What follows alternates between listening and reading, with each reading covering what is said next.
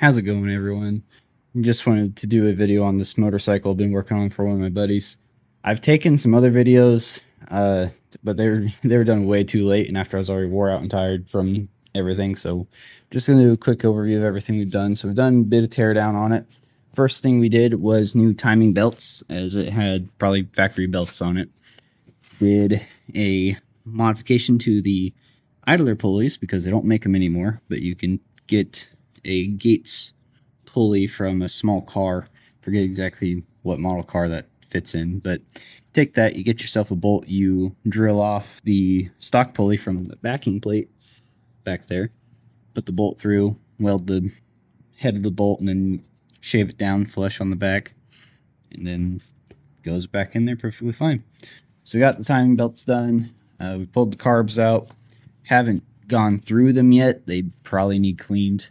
The fuel tank needed cleaned, so we pulled the fuel tank out, which that requires taking the back wheel, the fender, the shocks, all of that out. I also had to take off the foot peg bracket as it was blocking the swing arm from dropping down low enough to get the tank out. It is kind of a pain to get out of there. So yeah, there's that. I'm going back together with it now. Got the back end put on, obviously the tank's in there.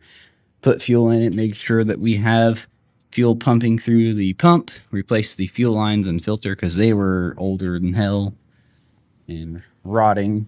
So it has all new fuel line going, has new battery. It has some electrical issues. There's some wires that are, there's this broken wire here. I'm not even sure what it's supposed to be doing. Need a wiring diagram, figure that out.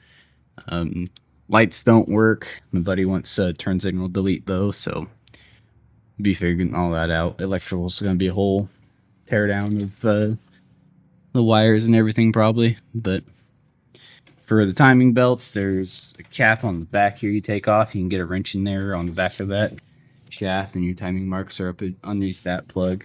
Pretty simple. It's a 75 Goldwing, if I remember right, 1100 cc. Oh no, 78. 78 Goldwing. But has no brakes as well.